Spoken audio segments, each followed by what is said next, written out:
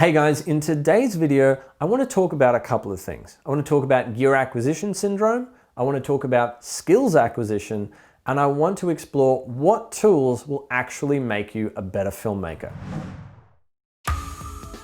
Hey guys, welcome back to the channel.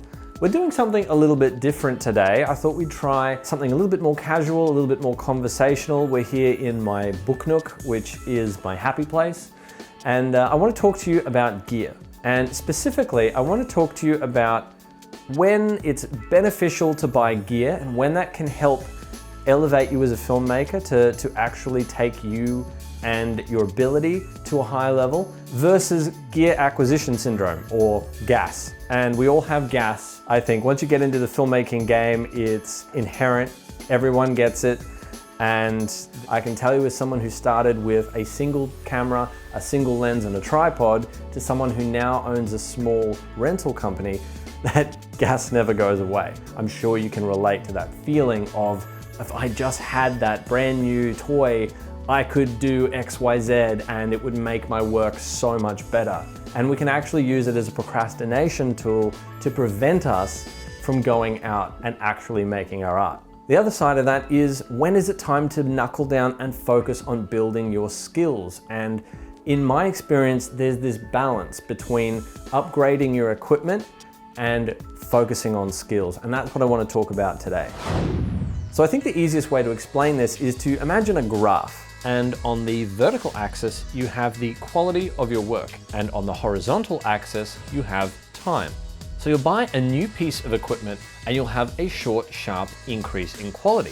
And then you have a period of gradual skills acquisition where you refine those techniques, you learn how to get the most out of that piece of gear, and you just become really savvy working with that kit. But then what will happen is, over time, you reach this point where your skills start to plateau a little bit. You've learned how to get the most out of that equipment. And then you buy a new piece of gear that unlocks creative potential, and then it allows you to jump up leaps and bounds. And you do this over and over time. As you put together bigger kits, you get more tools, and that just unlocks more and more potential in what you can do as a filmmaker. But I want to reinforce that those periods where you're just building your craft and focusing on technique and getting the most out of that gear, they're really pivotal. I mean, any beginner, if they've got enough cash, can go out and buy an Arri Alexa and get decent results, but they're not going to be a seasoned cinematographer that's going to be able to use that kit to its full potential. So that money at that stage in the journey is probably going to be wasted because they haven't focused on the skills. Conversely, a seasoned professional can create beautiful images on any piece of equipment,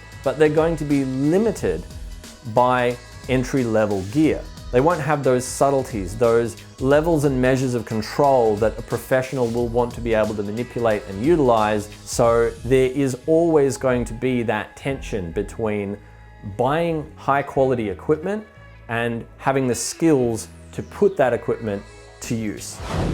So what I found over the course of my experience and my learning is that when I had a base kit, I had a lot of skills that I needed to develop. There was a lot of groundwork to learn. There was a lot of craft to be refined. And then after a while you go, okay, this kit lens that I was working with, I really wish I had a wider lens or a longer lens or something that will unlock something that I'm currently restricted. You start to feel this tension that's kind of formed by the restrictions of your kit. It's when you reach those points, I feel, that when you're starting to get diminishing returns on the equipment that you have, and when you start to go, okay, I actually am limiting my creative potential by not having this particular piece of gear. That's when you should consider upgrading. So for me, that was a telephoto lens and a wide lens. And unlocking those two pieces of equipment, it allowed me to experiment with more techniques that I couldn't experiment with before. If you're just looking at getting a better version of the same lens that you're already using, or a better version of the same camera body that you're already using, yes, you might get 5–10% better in terms of the quality of what you'll be producing, but your skill sets are just being recycled and rehashed, and you're doing the same kind of work that you've already been doing. I want to give you a couple of examples from my own experience. Color grading has always been something that I really enjoyed, and for the longest period, and I'm talking years, I only did my color grading inside of Premiere Pro with maybe a plugin or two. I was fairly good at it. Like, I was able to get a really nice quality image out of, just doing it within Edit Suite situation. But I came to a point fairly recently where that was starting to inhibit what I wanted to be able to do. I wanted to be able to experiment with HSL secondaries, and I wanted to be able to play with power windows and things that were frustrating with that toolkit. And it wasn't until I actually sat down and taught myself DaVinci Resolve and then paired that with footage from, say, the Blackmagic Pocket 4K, which is 12-bit RAW, that I felt like I'd traded a horse and cart for a Ferrari. Like, I had the skills to get close to the image I wanted, but then when I upgraded the tool set, it was like it just took off. Because of that upgrade, our portfolio this year has been leaps and bounds above what I was able to produce with 8-bit footage, 10-bit footage shot on mirrorless and DSLR cameras and just edited and colored in Premiere Pro. And now I'm at the beginning of honing this new skill set, and there's gonna be a long period of sustained growth now where I can learn how to get the maximum out of different cameras, different signals in a professional color grading environment.